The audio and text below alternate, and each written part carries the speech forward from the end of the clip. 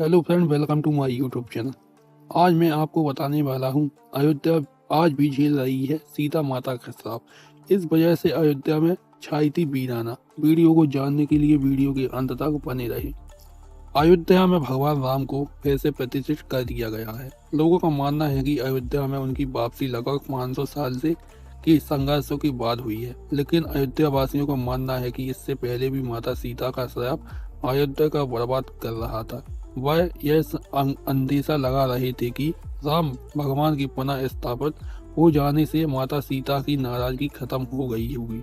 यह नाराजगी क्यों खत्म हो गई है, यह जानने से पहले यह जानते हैं कि क्या है इस श्राप की कहानी। दरअसल त्रेता युग के खत्म होने के साथ ही अयोध्या उजड़ने लगी। वहां हमले होने लगे, मंदिर टूटने और वीरान होने लगे।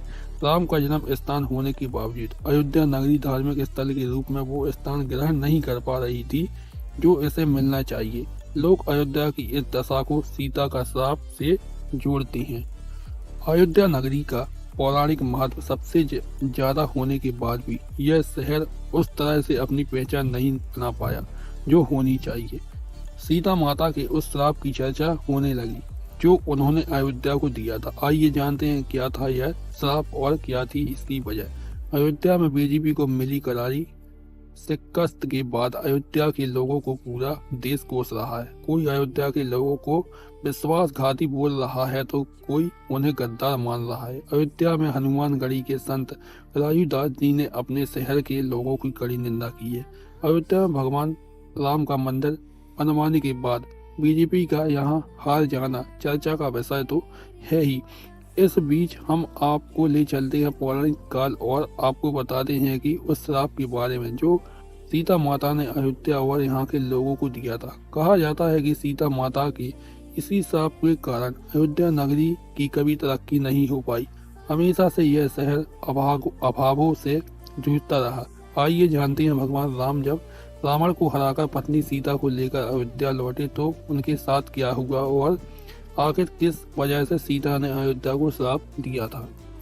त्रेता युग खत्म होने के बाद अयोध्या में अजीब सी वीरान छाने लगी। चारों तरफ सन्नाटा छाने लगा था।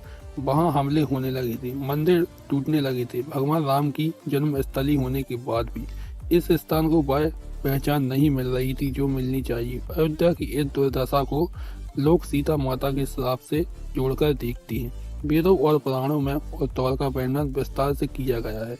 जब भगवान राम रावण का वध करने के बाद वनवास खत्म करके माता सीता के साथ अयोध्या लौटी थी। फिर भी श्री राम के अयोध्या लौटने पर एक तरफ तो घी के दीपक जलाकर खुशियां मनाई जा रही थी तो दूसरी तरफ सीता को लेकर अयोध्या के लोग आपस में फुसुर कर रहे थे कि वह पराये मर्द रावण के साथ रहकर आएंगे। माता सीता की पवित्रता पर अयोध्या की प्रजा को संदेह हो रहा था।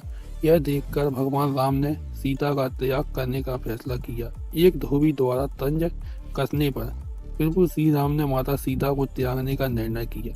उसके बाद उन्होंने लक्ष्मण के साथ सीता को फिर से वनवास भेज दिया।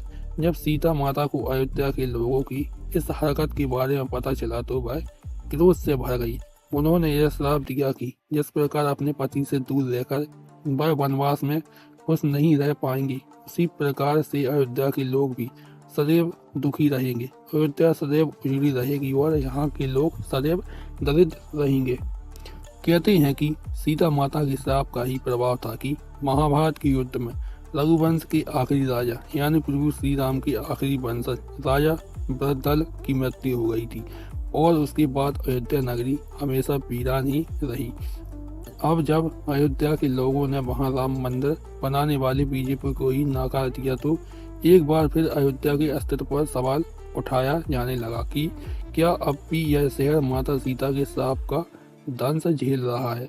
अगर आपको मेरा वीडियो अच्छा लगा हो तो वीडियो को लाइक कीजिए, चैनल को सब्सक्राइब कीजिए और वीडियो को ज़्यादा से ज़्यादा शेयर कीजिए।